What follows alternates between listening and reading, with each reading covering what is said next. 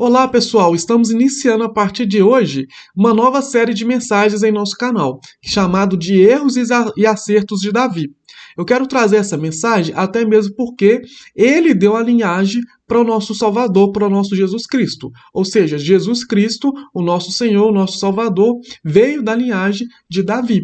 Eu queria trazer mais sobre a vida de Davi, porque ele é conhecido muitas vezes como homem segundo o coração de Deus.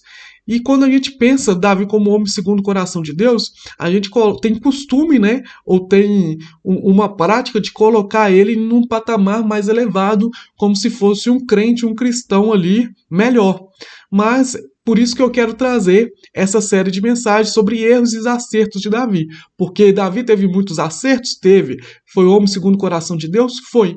Mas ele também teve muitos erros. E por isso mostra ali a humanidade de Davi. Então, da mesma forma que Davi se tornou um homem segundo o coração de Deus, nós também podemos ali se tornar. Nós podemos também chegar, buscar esse alvo de se tornar um homem segundo o coração de Deus.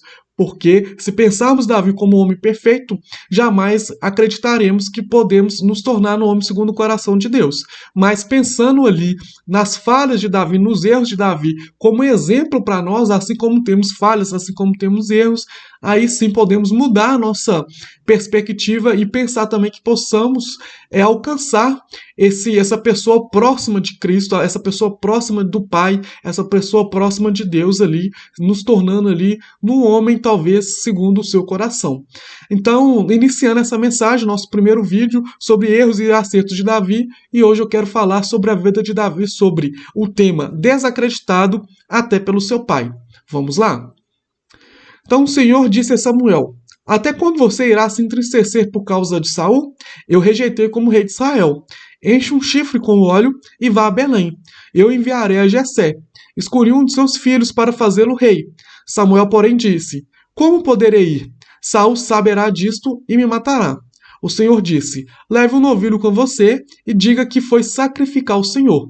Convide Jessé para o sacrifício e eu mostrarei a você o que fazer.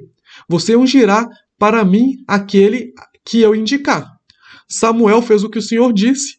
Quando chegou a Belém, as autoridades da cidade foram encontrar-se com ele tremendo de medo e perguntaram: vens em paz? Respondeu Samuel: sim, venho em paz. Vim sacrificar o Senhor. Consagre-se e venha ao sacrifício comigo. Então ele consagrou Jessé e os filhos dele e os convidou para o sacrifício. Quando chegaram, Samuel viu Eliabe e pensou: com certeza é este que o Senhor quer ungir.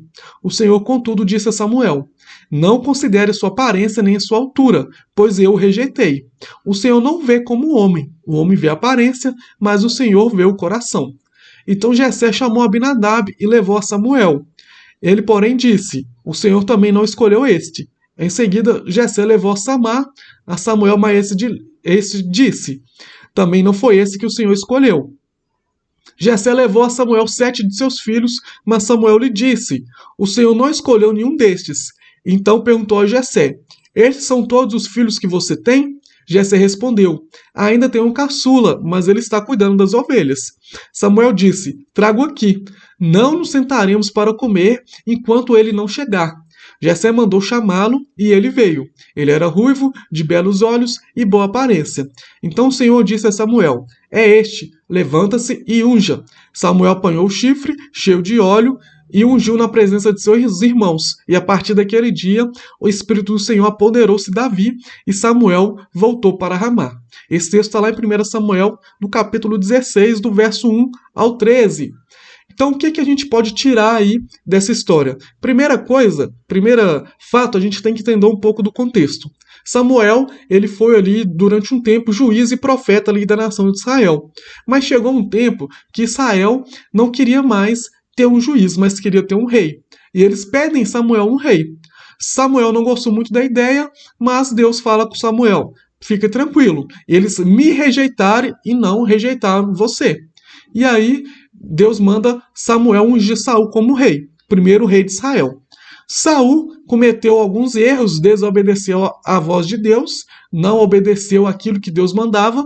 Acabou Deus falando com Samuel que se entristeceu, que se arrependeu ali, não o arrependimento que o homem tem, mas um arrependimento ali de ter colocado Samuel ali como rei de Israel.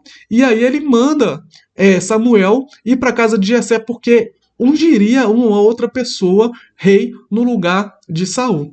E aí Samuel chega na casa de Jessé, ele encontra o primeiro filho e ele fala, pensa consigo mesmo, com certeza é esse. Deve ter olhado a aparência, um homem forte, até mesmo porque os seus três primeiros filhos, os três filhos mais velhos de Jessé, eram guerreiros na luta, no exército ali de Saul, então provavelmente eram homens ali fortes, eram homens de boa aparência, de boa estatura. Então chega ali, o primeiro filho, Samuel pensa, com certeza é esse. Aí Deus fala com Samuel, não é este. O homem vê a aparência, mas eu vejo o coração. Vem o segundo filho, Samuel pensa, então é esse. E Deus também recusa. E vai passando de filho a filho, até passar o sétimo filho, ali de Jessé, e Deus recusa todos. E aí Samuel pergunta, mas acabaram os seus filhos, Jessé? Você não tem mais nenhum filho. Aí Jessé se lembra, não, tem um mais caçula, tem um mais novo que ele está cuidando das ovelhas. Aí Samuel, trago aqui, porque nós não iniciaremos, nós não sentaremos para comer enquanto seu filho chegar. Quando Davi chega, aí sim, Deus fala, é esse. E aí Samuel vai e unja ali Davi como rei, como futuro rei. Então, a primeira coisa que a gente tem que entender aqui, que o próprio Davi era desacreditado pelo seu pai e pelos seus irmãos. As próprias pessoas ali da sua família desacreditavam nele, porque Samuel chegou para Jessé falando assim, que ele veio para ungir o futuro rei. E quando ele fala que ele veio para ungir o futuro rei, Jessé e seus irmãos pensaram assim, só pode ser um desses sete aqui, e excluíram Davi. Quer dizer, o Davi não deve ser não. Deve ser um desses sete aqui, Davi não deve ser. Ele foi desacreditado.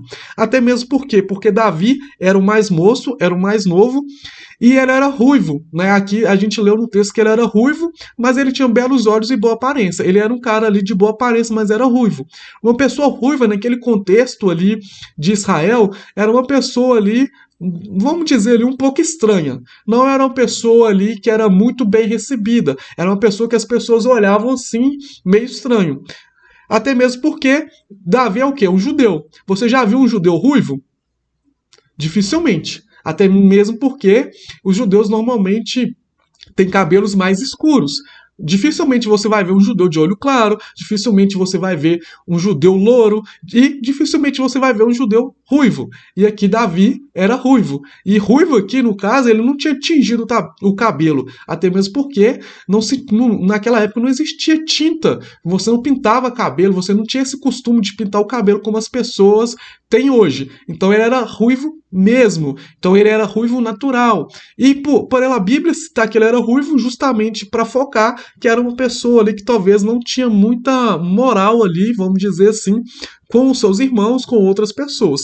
Por isso, ele ficava ali cuidando, apacentando as ovelhas. Apacentar as ovelhas, por mais que a gente acredita que é um trabalho ali agradável, normalmente quem apacentava as ovelhas ali entre os irmãos era o menor da família. Era aquele que tinha menos valor, vamos dizer assim. Então Davi, a gente entendeu já que Davi era desacreditado pela sua própria família. Aí talvez você pensa, como eu serei um homem segundo o coração de Deus, uma mulher segundo o coração de Deus, se nem a minha família confia em mim?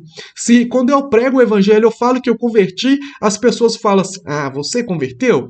Para com isso, né? Você converteu? Não converteu não, mentira. Vamos ali, vamos sair, vamos pro bar, vamos pro boteco, vamos beber uma, né? Então, muitas vezes as pessoas vão desacreditar da nossa conversão, vão desacreditar do nosso potencial.